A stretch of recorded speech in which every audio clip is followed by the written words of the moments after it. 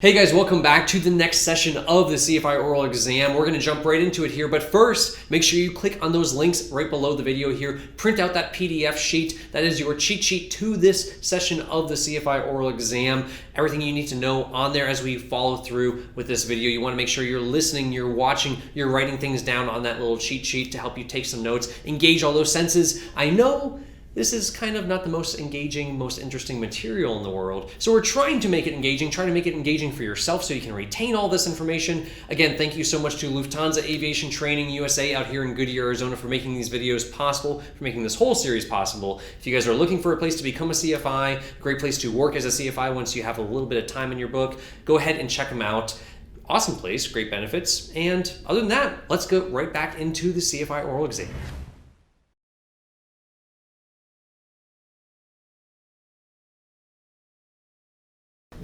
Okay, welcome back from lunch. So I asked you to prepare a lesson plan. So I wanted you to talk about primary flight controls, weight and balance, and some aerodynamics. Sure.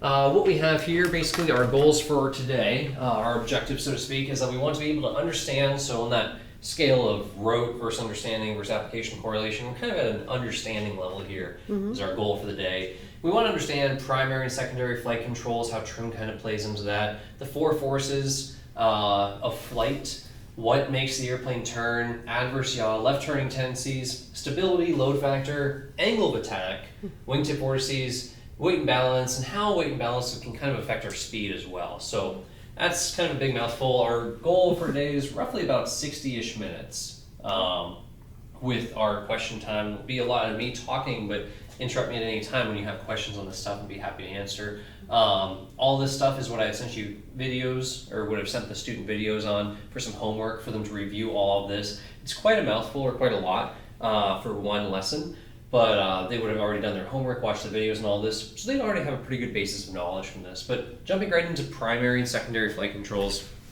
we basically have things like ailerons on our wingtips. We have the elevator or stabilator, depending on the type of aircraft, and the rudder. Those would be primary flight controls. So our secondary flight controls would be things like flaps and trim, say on like a Cirrus or a Cessna. Now, what trim does for us is as we're flying through the air, as the aircraft goes faster, we're going to develop more lift. And we'll talk about that more in a second, but as it develops more lift, it's going to want to climb, so we constantly be pushing forward on it. And to counter that, so we're not constantly pushing forward, we're going to be able to trim the aircraft to kind of set the tab or set the elevator in a certain position that's going to hold the aircraft level so we can basically not get exhausted while we're flying. It's really similar if you've ever driven a powerboat, and you'll notice that the steering wheel, you go straight and centered, and as you increase in speed, the steering wheel will be in different positions. It's kind of a weird phenomenon, but as airflow or water flow changes over that outboard motor, it's the same thing for us. Airflow changing over our elevator and over our wing will affect the aircraft wanting to pitch up or down. We may even have rudder trim, depending on the aircraft. So when we're using all that right rudder on takeoff, then once we get up into cruise flight, if we're having to use left rudder, we could trim that out, or maybe we're using a ton of right rudder on climb, we could trim it out so our leg doesn't get so tired. So those would be our primary, secondary flight controls. Primary is just because that's what we're primarily using to control the aircraft.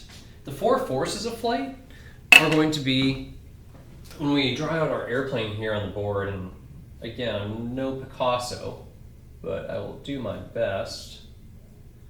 I believe this may qualify as a Cessna 172. Perhaps. Give them a little tail there, and there's a wing somewhere in that equation. A pilot with a happy face. Because everyone's happy when they're flying, for the most part. Anyways, there's going to be four forces. So what's holding us down is going to be our weight. Now, we don't say gravity because gravity is holding the aircraft down on the ground, but in flight we refer to this as weight. Here we have lift. What's pulling us forward would be our thrust. And what's holding us back would be the FAA, or actually, in a better way to explain that would be drag. So thrust, drag, weight, lift. Now, we're going to talk about some abstract concepts here that the four forces are equal when the aircraft is not accelerating. Now, accelerating means that, or basically not accelerating would mean that the aircraft is either sitting on the ground or it's going at 100 miles an hour through the air, not climbing, not descending, just going at 100 miles an hour, just straight up going. Or it could mean that it's going at 100 miles an hour, climbing at 500 feet a minute. It's not accelerating upward. It's going at 500 feet a minute consistently. If we went from level flight to a 500 foot a minute climb, that's acceleration in the upward direction. So acceleration is when you're applying a force, when you can feel g-forces on yourself. When an airplane's climbing really steep, you don't feel g-forces. You feel the g-forces when you're pulling out of a dive and you're changing that acceleration in that vertical plane. So the four forces are going to be equal in level flight. They're also going to be equal in an unaccelerated climb, an unaccelerated descent. And that's kind of an abstract concept to understand, that how could we be descending? If we're descending, then lift must be less than weight. Well, no, actually, when we're in level flight, everything's equal. If we want to start descending, lift becomes less than weight and the aircraft starts descending. But once it's stabilized at, say, minus 500 feet a minute, descending at 500 feet a minute, then lift equals weight. If lift was always less than weight, it would be speeding up constantly, going 100 feet a minute, 2, 3, 4, 500, and just rapidly descending to the ground because there's that acceleration in the vertical plane. So the four forces are equal in unaccelerated flight. That's something you'll see on your written exam. Mm-hmm.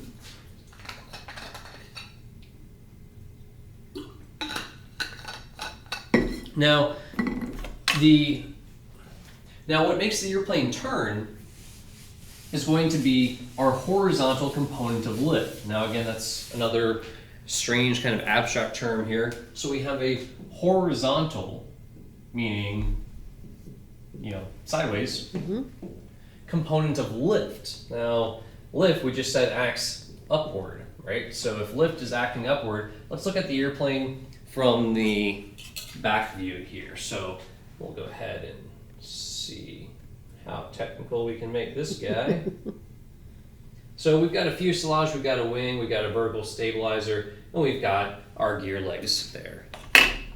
Now, we have lift holding us up, we have weight holding us down. You'll notice that when aircraft are turning, they don't do it with the rudder. They don't swing themselves around in flight to turn. They turn in a bank, and you probably noticed this if you've ever been on an airliner, that you take off, and when the aircraft turns, the wings tilt. It's called bank. And so how this works really is when we tilt the wings, we have the same situation where we have lift that is perpendicular to the wing, weight that's perpendicular, and you can see that now that's kind of deflected at an angle there. So the lift is pulling the airplane up. You could even say it's pushing down. However you want to visualize it, there's a horizontal component of lift here because this arrow is no longer vertical.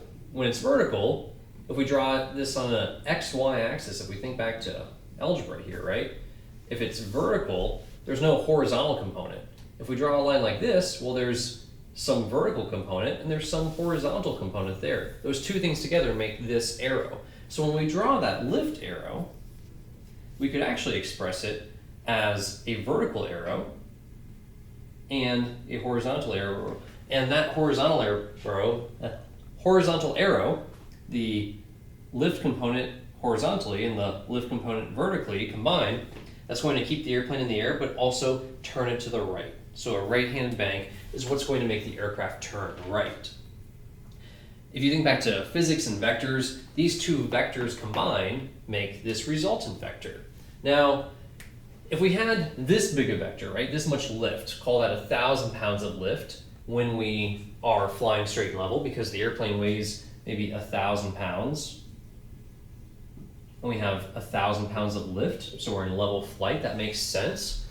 When we tilt the wing and we take this 1,000 pounds of lift and we tilt it to the side there, we just got ourselves a little bit less vertical lift. Right now, maybe we only have 900 pounds of vertical lift, and we converted, some of that, 100-ish pounds, maybe the math doesn't quite add up there, but now we only have 900 pounds of vertical lift holding us up.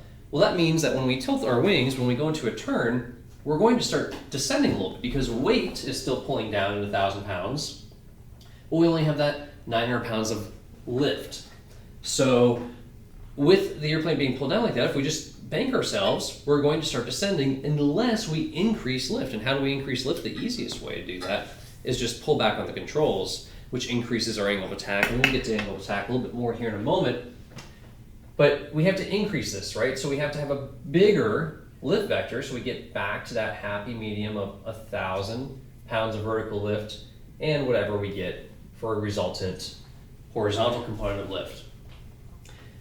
So if we increase that angle there, that vector, increase total lift by pulling back, we're probably going to increase the resultant vector, right? So there's always every action has a resultant reaction. If we increase this weight factor, that's our g-forces. That's what we feel pulling us in the seat. So when we go into a turn and we pull back really hard, that's what's pushing us into the seat, is this resultant increase in weight or g-forces that we feel pushing us down on the airplane.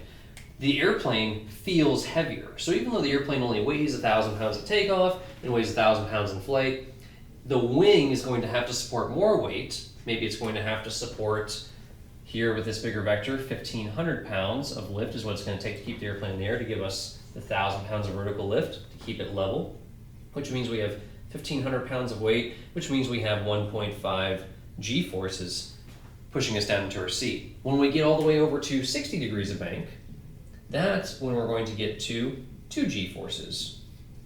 And it doesn't matter what airplane we're in, it's going to be 2 g-forces as long as we're in level flight. So if we're maintaining, say we're at 3,000 feet and we're maintaining that 3,000 feet in the turn, that is going to give us 2 g-forces. Works the same for every airplane out there. Now, can you get more than 2 g-forces in a 60-degree bank turn? Sure, just pull back more so that you actually stay at 60 degrees of bank and you start climbing in that turn. You'll get even more. Can you get less than 2 g's? Sure, bank to 60 degrees. Don't pull back at all. The airplane will slice through the sky. It will start to descend, but you won't be putting that load on the wing. So the wing, the key thing here, remember, here is at 1,500 pounds of lift is what the wing's generating, and the wing here is going to be at 2,000 pounds, so the wing has to support more weight. If the wing has to support more weight, we're going to have to somehow, there's no free lunch, right? We can't get more lift without having more drag on the airplane and getting that lift somehow, whether it's going to be adding power or sacrificing airspeed. There's some sort of energy that's going to have to be used to keep that airplane in the air. Make a little room for ourselves here. How does that make sense so far? So far. Okay, good. So that's what basically makes our airplane turn. Now, we'll skip ahead a little bit here to angle of attack to try to make sense of what we were just talking about. Okay. So we'll draw out our wing here, and we have this wing that roughly looks like our wing. Yeah. It's a little bit thicker on the top, or we have this angle to it, and this is called our camber. So the camber of the wing really relates to the thickness of the wing, and the reason why the wing is shaped that way, why it's not just perfectly flat, this is what the Wright brothers figured out, was that if the air has to flow over the top of the wing and also flow over the bottom of the wing, the air over the top of the wing has a longer distance to travel and it will be flowing faster. Now, just by having that curvature in there, the air speeds up, and who originally figured this out was the guy who made perfume bottles in France, and his name was Bernoulli. Right.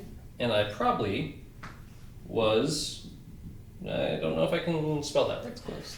Very close to his correct spelling of his name. He made those perfume bottles, and what he did is he figured out a bottle of perfume with that little squeeze knob on there and that little hose that went here. If you could squirt the air through this little venturi here, then that would actually suck up the perfume because the pressure was lower here, and it would atomize and mix with the air, and it would squirt out perfume and make you smell nice. And that's probably from about 1700s or so. So a pretty long time ago we had figured that out. Finally, we applied this to aircraft wings, and we said if we can make the airflow faster over the top of the wing, that will in fact drop the pressure. So as the air speeds up, we get a lower pressure on top, higher pressure on the bottom, or just whatever the atmospheric pressure is, that high pressure air. And that resultant differential in pressure gives us lift. So low pressure on top, high pressure on the bottom, it makes sense that it pulls the wing upward. Now, we'll make a little room for ourselves here. When we talk about angle of attack, what we have is different parts of the wing, right? So we have this camber is the thickness. We draw a line from the leading edge to the trailing edge of the wing. We can call this our chord line. Now that chord line, the angle that it forms between the air meeting it, and we call the air that meets the wing the relative wind. And we'll talk more about why we call it relative wind and not just wind or air here in a second. So we have the relative wind meeting the wing. It hits at, you can see a little bit of an angle, right? The air is flowing straight on at the wing, but this chord line from the trailing edge to the leading edge makes a bit of an angle. And this angle we have here, we're going to refer to as angle of attack, AOA. So that's going to be expressed in degrees. Now, the larger angle of attack we have, it makes sense that when we draw our wing and we have it tilted upward, we have our chord line, that we have the air meeting head on. This is our relative wind, so we'll just write RW.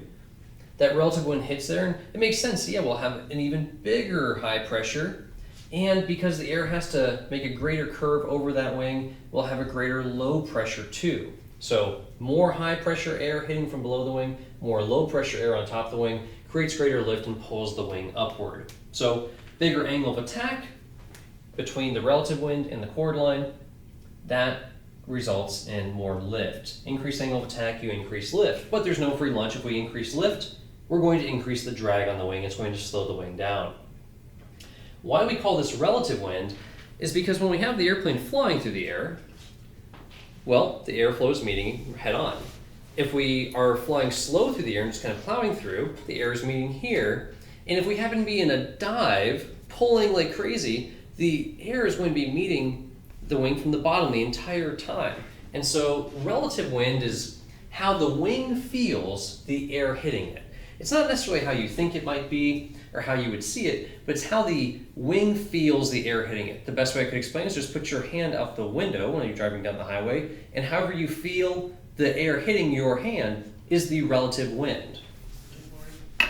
So it's possible to, well, let's talk about what happens when we exceed the angle of attack here. So exceeding the angle of attack, or just getting a bigger angle of attack, eventually it will get too big. The airflow cannot flow smoothly over the wing. So when we draw our wing here and we have a really great angle of attack,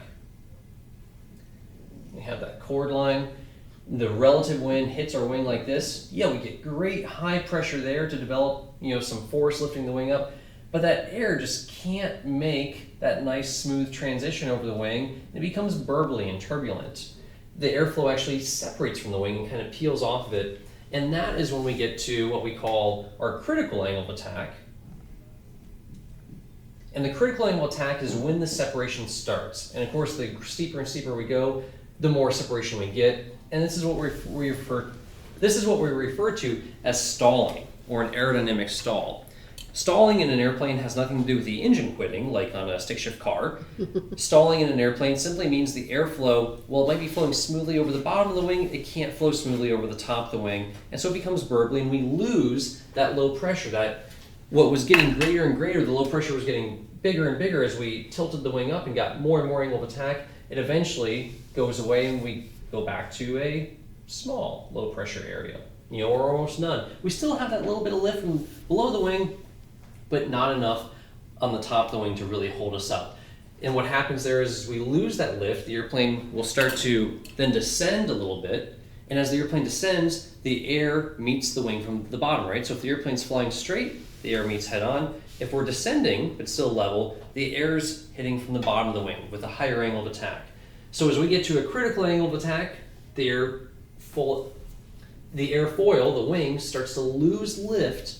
The airplane begins to settle, and as it settles and descends more, the angle of attack increases, which means it loses more lift because it's getting a smaller low pressure on top of the wing, and it just exasperates itself, and that's why we can feel such a pronounced stall in the airplane. It's not that it happens right at 16 degrees or 16.2 or 15.7, but it becomes very noticeable, the drag on the wing and the loss of lift over a short period of time because of how we feel that angle of attack increase rapidly and how much extra drag there is, so the airplane slows. So as it slows, it'll sink more. And it's just an exasperating effect where we get that pronounced stalling effect, and the airplane will stall. The wing loses lift, and as the wing loses lift, all the weight of the engine will actually pull the nose lower, and the airplane can recover as long as you let the nose drop a little bit, lower the angle of attack back to a normal flying angle of attack, 6, 8, 10 degrees. It will develop lift again, and then you can climb away from the ground. It's not a game ender by any means, or a showstopper, as long as you have enough altitude to trade a little bit of altitude for airspeed and lower that nose. So this is how angle of attack kind of works. Now, if we were to explain this in a way of why increasing angle of attack gives us more lift, the best way I could explain it for you is Pac-Man. So if we think back to Pac-Man, which everyone's played in the arcade at one time or another, or at least on your cell phone, this would be our angle of attack, that angle right there, AOA. This is our yellow Pac-Man. I should really make use of, well, they didn't give us a yellow marker. I guess I'll have to try the orange. So if this is our orange-ish Pac-Man, call this a 10-degree angle of attack. With a 10-degree angle of attack, we're feeding him so many air molecules, and he's happy with all those little dots and air molecules. Now there's a couple ways we could generate more lift. We could make him take a bigger bite, right? We could give him a, say, 15-degree angle of attack. And so this guy's really happy because he's got his mouth wide open and he's taking a bigger bite of air, so he's getting more lift that way. Or we could just take this guy that's got his mouth a little narrower, a little more closed there, and just speed him up, make him go a lot faster. If we just zip him through the game way faster, he'll get more dots, he'll get more lift. And so the point here is there's two ways to generate more lift on your wing. You can increase angle of attack to generate more lift, but only to a point, then it will stall and you'll lose lift. Or you could just go faster. And if we go really fast, we can feed a whole bunch of air in there, and we could be at a very low angle of attack. Say we're only at maybe 6 degrees AOA. And with that 6 degrees AOA, but going 3 times as fast as one of these other guys, we can feed in a lot more air molecules, and we can get more lift. Now the correlation between speed and lift is that as we go faster, if we double our speed, we get 4 times as much lift for the same angle of attack. So it's kind of a squared thing, right? So the faster we go, the more lift we get. If we were to explain this in how much lift we could get for how fast we go, the faster we go, exponentially more lift we get. Now in terms of drag, that means the drag actually decreases. So the faster we go, the drag decreases exponentially for lift. But the faster we go, drag is going to increase for all the things on the airplane that create drag, right? The landing gear, the wings, the windscreen. That we call that parasitic drag, all the antennas hanging off of it. And the faster we go, the more drag we get from those parasitic sort of things. So although we have very little lift drag as we go faster, we have very great parasitic drag. Now we could sum these two curves together, and we would start here. If we added the two curves together, right about maybe here is going to be our minimum drag, right? So if we were to draw this out in terms of, try to make a little more room for ourselves here. If we were to draw this out in terms of a total drag curve, parasitic drag versus our induced drag, or our drag from lift, we could show a curve something like this.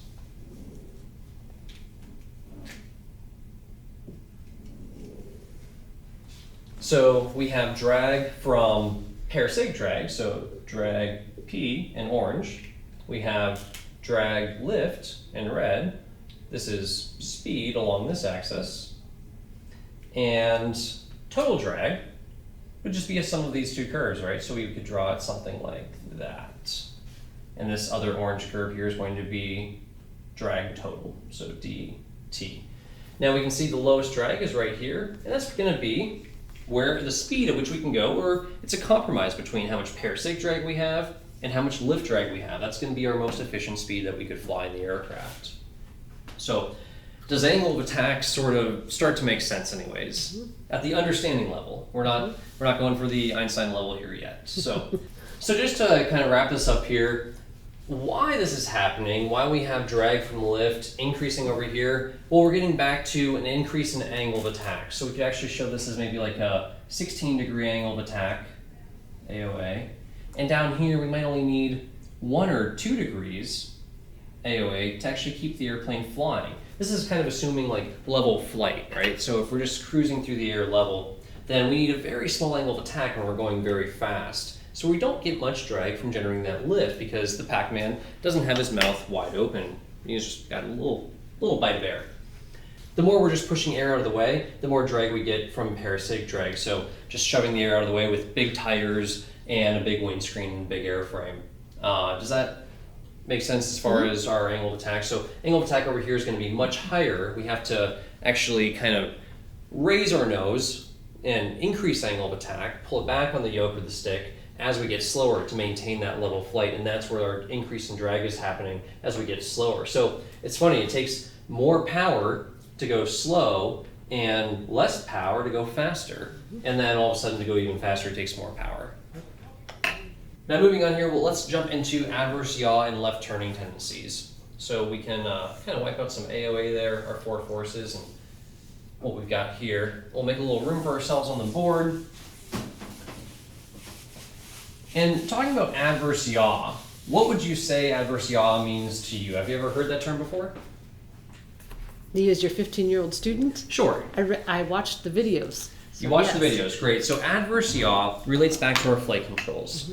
So our flight controls here on our Cessna or whatever this aircraft might be, we have ailerons. And as these ailerons change angle, we could even say the entire wing changes. This is how the Wright brothers did. They would warp the whole wing. Now, if I twist this wing, this is going to give me more lift over here and less lift over there. Now, we just got done talking about angle of attack and how lift equals drag, right? So as I get more lift, as I put the aileron on this wing down to lift this wing, that's going to create drag because I'm creating more lift. So if I'm trying to lift the airplane, or create lift on this wing to bank the airplane, then I have drag on this wing. So what actually happens when we turn the yoke to the right, the airplane wants to yaw to the left because there's more drag on this wingtip here, and we're dumping lift on this wing, so there's less drag, so it kind of skids in front. So even though you want to turn to the right, the airplane first does this, and you're kind of like, oh, that's the wrong way. Now, on trainer airplanes, they put things in that kind of minimize this force. The design of the ailerons, the design of the aircraft as a whole will minimize that force. But on older aircraft or experimental airplanes where that's not really built in, it's very noticeable that when you try to turn right or turn left, that the aircraft will yaw the opposite direction. And that's why we put a rudder on the airplane. That's why the Wright brothers put a rudder on their airplane. Over 100 years ago, they figured out that, man, we try to turn this thing and it just spins out of control. Well, they needed the rudder to compensate for that adverse yaw. So adverse yaw is adverse, it's not nice, it's inconvenient. And the things that we use to try to mitigate that would be freeze-type ailerons or differential aileron travel, where the aileron might go way up on that wing to dump lift, but not down so much on this wing so it doesn't create so much adverse yaw, calling for that extra lift on the left wing there. Questions on adverse yaw? Great. Well, let's move on here. Let's see about changing up our colors so they show up a little bit better. Left turning tendencies. Left turning tendencies happen because we have a propeller installed on the aircraft. This propeller has 4 different ways that it creates left turning tendencies. To spell them out, we've got our, I don't like how bright that is. We'll go back to, we'll give brown a shot, see what UPS can do for us here. That's better. So left turning tendencies, we have P factor, what people love to talk about. It stands for propeller factor, really nifty. We've got our gyroscopic precession. And precession is also a word that Google can spell better than I can. After gyroscopic precession, we have torque, and that torque effect, how that affects us. And then we also have spiraling slipstream. Now, I would love to order these in the order of how they are significant to us, but it really depends on what kind of aircraft you're flying. P factor is probably the most noticeable on the vast majority of aircraft out there. And what P factor is, if you notice this propeller, they're always going to spin, when we're sitting in the cockpit, they're going to spin clockwise. Unless you're in the UK, some of those weird English airplanes turn the other direction. But for the most part, aircraft propellers always turn to the right. with that, we talk about these as propeller blades, and we talk about the descending blade versus the ascending blade. So the blade that's coming up on the left side versus the blade going down on the right. We know that we can't fly the airplane flat because we need some sort of angle of attack to make it fly. So there's always going to be some angle of attack, and definitely on climb out when we're slow, we have a greater angle of attack. Now, with that greater angle of attack, say on takeoff and climbing, notice that this propeller blade here takes a bigger bite of air because as it comes down and descends, it's actually taking a greater angle of attack towards the relative wind. And this one here is kind of scooping up, but towards the relative wind, it's basically 90 degrees. It's really just slicing right through it. It's not really taking much of a bite of air, so to speak. So as that descending blade takes a bigger bite of air, it's going to actually produce more thrust on the right side of the aircraft, which makes sense that it's going to turn us to the left, and that would be our P factor. It's really noticeable at slow speeds, high angles of attack, and high power settings. Going to be almost not noticeable at all at low angles of attack and low power settings. Right. Gyroscopic precession, a little bit difficult to think about, but if you remember back to those gyroscopes you'd pull the cord out of when you were a kid and they'd spin around and stay upright, how could a spinning disc stay upright? When it would stop spinning, it would fall over. Well, gyros have rigidity in space, and so just by spinning something, it actually makes it not want to turn. And so by spinning our propeller, it acts as a spinning disc. Although there's only 2 blades or maybe 3, it acts as a spinning disc. It's a solid piece of big heavy metal spinning around. Now, as it spins faster and it weighs more, this effect becomes more noticeable. So if we're spinning the disc clockwise, spinning it to the right, gyroscopic precession, the definition of it is that when you apply a force to a spinning disc, it acts 90 degrees later in the direction of rotation. Now, what this means in more simple terms is if we're in a tailwheel aircraft and we're accelerating for takeoff and we raise our tail, it's as if we're applying a force to the propeller here at the top of it, but it's turning to the right, so it acts as if we applied the force to this side of the propeller 90 degrees later.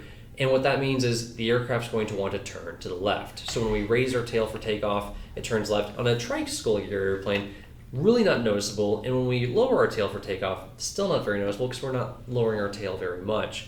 But if you make aggressive pitch changes in flight, you will get yaw one direction or another. Raising the tail, it will go to the left. And when the tail falls, the airplane will want to turn right. You'll use left rudder to counter it.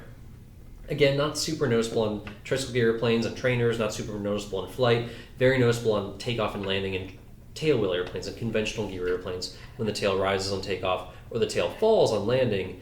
And for the first time in your life, you actually apply left rudder because you always use right rudder in an airplane and your flight instructor always yells at you to use right rudder. All of a sudden, now you need left rudder to make the airplane go straight down the runway. So that's gyroscopic precession. Torque effect. Basically, we spin the propeller hard this direction, the airplane wants to go the other way. So much, in fact, that P-51s, those big, cool World War II airplanes with the gigantic big propellers and tons of horsepower, if they went full power on takeoff, it would just flip the airplane over on its side. Just trying to accelerate the propeller that direction will make the airplane want to go the other way. Very noticeable as you're adding power, reducing power. And spiraling slipstream basically tells us that as the propeller corkscrews through the air and spins around, it's going to start pushing the air backwards and pulling the airplane forwards. It also spins the air around the airplane. And as it spins the air around the airplane, it's going to strike the right wing, which will lower it ever so slightly, very imperceptible on our trainers.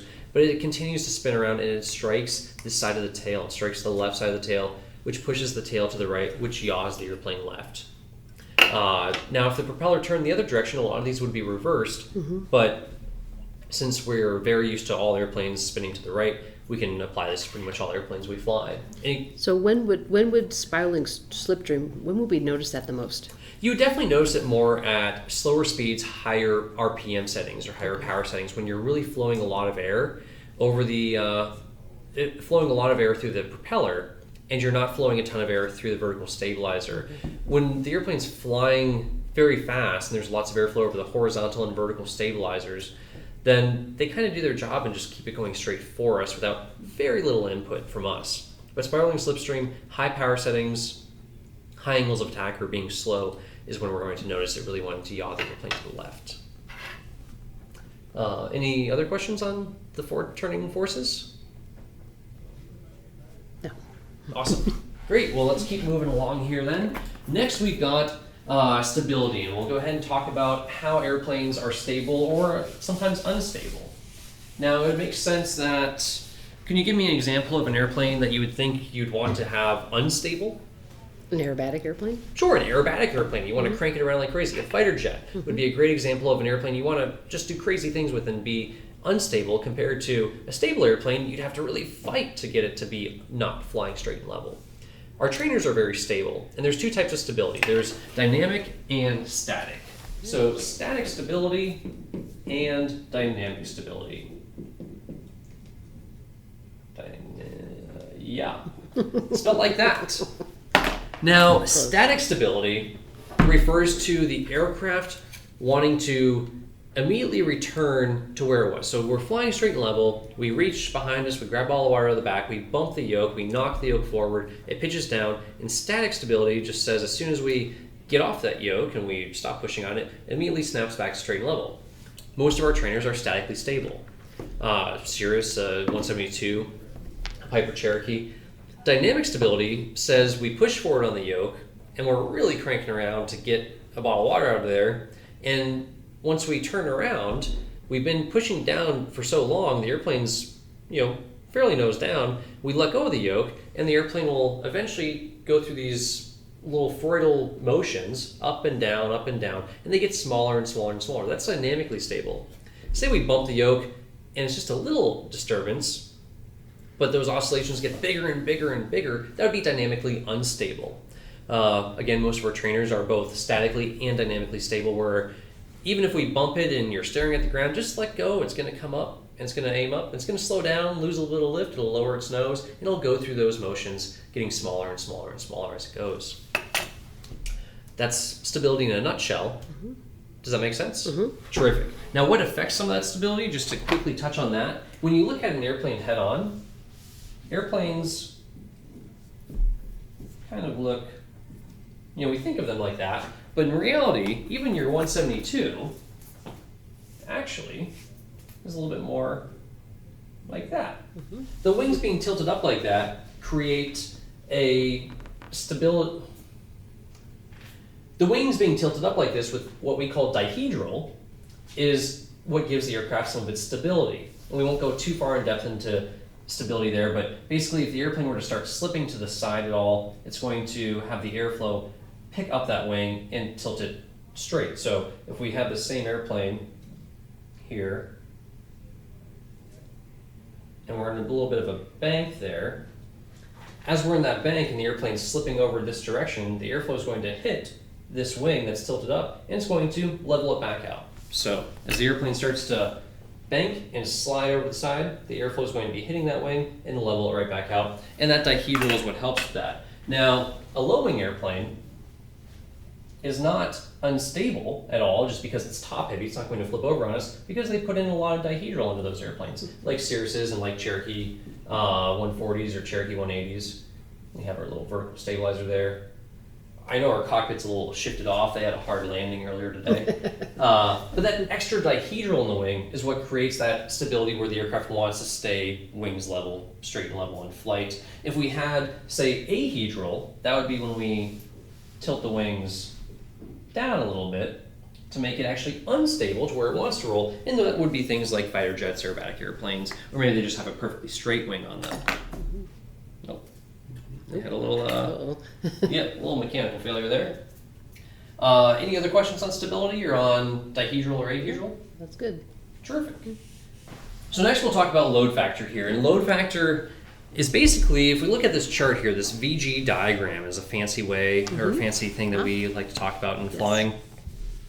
We can see that at 0 miles per hour, we can't really generate any lift on our wing. We can see that at about 60 miles per hour, we say that's the normal stall speed. That's where we can generate enough weight to get the airplane in the air, enough lift to get the airplane off the ground. Say the airplane weighs 1,000 pounds, then at 60 miles per hour, we can generate the 1,000 pounds of lift. It will fly. That's our stall speed.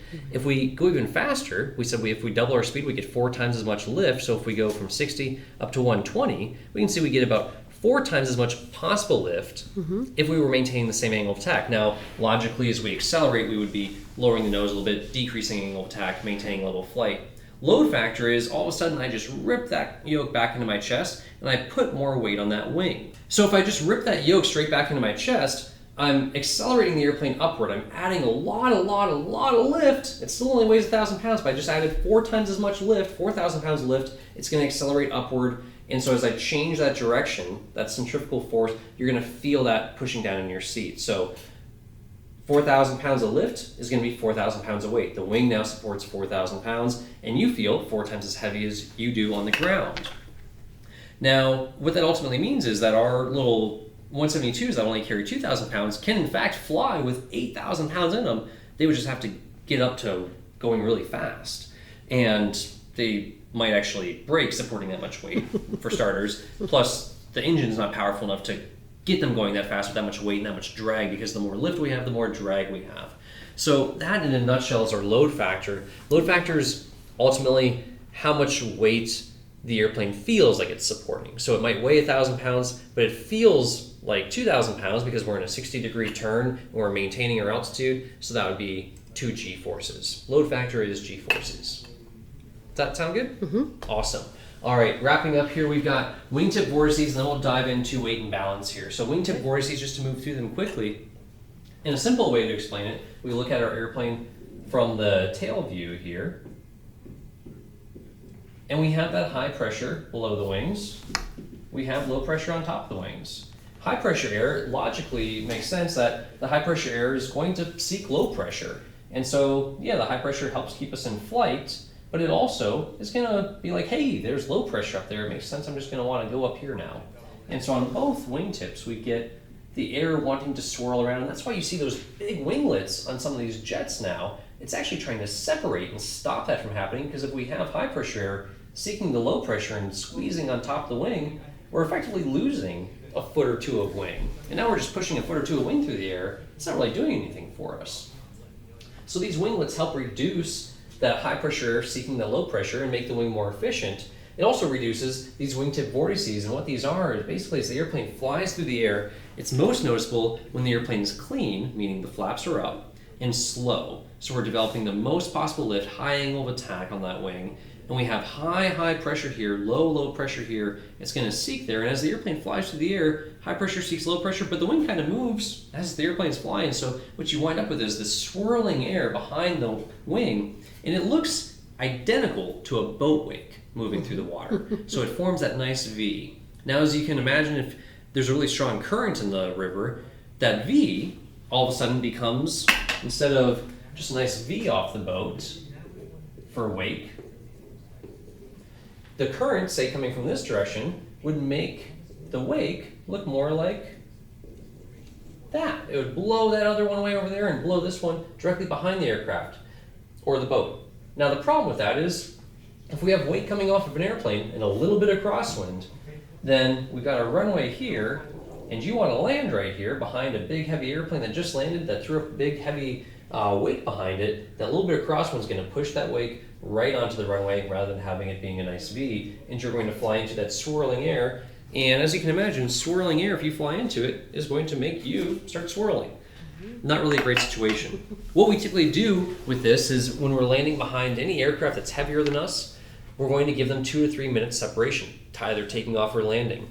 If a big heavy airplane takes off in front of us and they leave the ground there, that means they start generating lift there. We're going to want to get up before them and turn into the wind and get away from where that wake would potentially be. If they land, and they landed right there and rolled out, they stop generating lift once the wheels were on the ground. We're going to want to stay above their glide path and land past where they landed and give them a lot of time and separation. The things that make this worse or make wake hang around for a long period of time, stable air. If you look at a nice glassy lake, that wake from a boat will travel for miles. If there's a little bit of chop on the water, the wake dies out within a few hundred yards. Same thing in the air. If it's real bumpy and windy out, the wake will dissipate. If it's really flat calm, or the worst thing is really calm and smooth air with that little light 2, 3, 4 knot crosswind, it can hang out for a long time and blow it onto the runway and give you a really wild ride when you're about to land or take off. So those are our conditions we're watching out for. Evening, mornings, when the wind's really calm and the air is very stable. When there's low level temperature inversions, wake can be a big problem. And it's not just a problem taking off or landing, it's a problem in flight too. Aircraft are always generating wake. It's just generally worse when they're taking off and landing. but flying a Cessna underneath the path of an Airbus at 5, 6, 8, 10,000 feet could be pretty nasty too. So we'll want to go ahead and try to avoid where the wake visually would be. It's tough because you can't see it, but try to visualize where it might be. It typically works its way outward and descends slightly as well. Any questions on wingtip vortices? No. Terrific. Well, let's go ahead and finish up this lesson here. I think we're doing all right on our time. Weight and balance, and how speed and weight and balance affect, or how weight and balance affects our speed really with the aircraft. So weight and balance in the simplest terms, you've already watched the weight and balance video and studied that lesson. In the simplest terms, it's going to be just a fulcrum, right? So we have our teeter-totter, and we have our balancing point, and we have Bob and Sally, and Bob's 200 pounds and Sally's 100, and guess what? The teeter-totter does that. How can we balance this load? Well, we could move the fulcrum a little bit over here, and now if our fulcrum was there, we would have maybe the fulcrum's in balance, right? We have big heavy Bob and nice lightweight Sally, and what this actually kind of looks like, right? If we just threw some wings on it, that kind of looks like an airplane balancing around either the gear or the center of pressure on the wing, where the center of lift is on our wing, and a big heavy engine with a nice lightweight fuselage. So we'll go ahead and erase Sally off of there. Ultimately, what we're doing here when we fly, you'll notice that most of our airplanes put fuel in the wing, right where the center of pressure is going to be, right where that balance point is in flight, and they also put the people relatively underneath the wing. So as we add or subtract people, we're not greatly changing the balancing point on our teeter-totter. Now, if we put cargo in the back or put backseat passengers in there, that's when we really start to notice it. And say maybe the wing is not perfectly aligned with a fuel tank. We have a fuel tank in the back of the airplane. That could be kind of interesting because everything's in balance at takeoff, but as we burn off that fuel in flight, the weight's not there anymore, and now the airplane's nose heavy. Now, weight and balance is just as simple as finding a datum point, a central point to measure from, right? So whether it's the firewall, whether it's the propeller, typically they say it's the firewall, what separates the engine compartment from the cockpit. Everything's measured in a distance from there. So the engine might be 200 pounds at negative, everything there is negative, everything here is positive, at negative, 12 inches. We multiply that out and we'll wind up with negative 2,400 inch-pounds. So negative 2,400 inch-pounds. And then back here we can say, oh, we've got, Bob or Sally got in the airplane. She's, 100 pounds. And she's sitting 3 feet back from the firewall, from our central measuring point, our datum point. And that winds up being 3,600 inch-pounds. Now all of a sudden, 100 pounds, 3 feet back, is more than that negative 2,400, and the airplane's going to be tail heavy. Now, we could work a sample problem that's a little bit more in depth than this, but you saw it in the video, and we can do that once we get towards our lesson planning of actually to go fly. We'll work through the weight and balance for our aircraft today. But what's so significant about weight and balance and how we load the airplane, whether it's tail heavy or nose heavy, you may think that, well, we got a tricycle gear, we'll just load it nose heavy, or we got a tail wheel, we'll just load it tail heavy. It really matters that it's loaded within the envelope when we're flying, and we have these loading charts that tell us where the safe envelope is. If we're towards the forward side of the envelope, then we're nose heavy. If we're towards the back side, we're tail heavy. If we're outside of it, we're not legal to even fly, and for good reason. When we have an aircraft, and we have our tail here, our wing there, and our gear legs, and our propeller.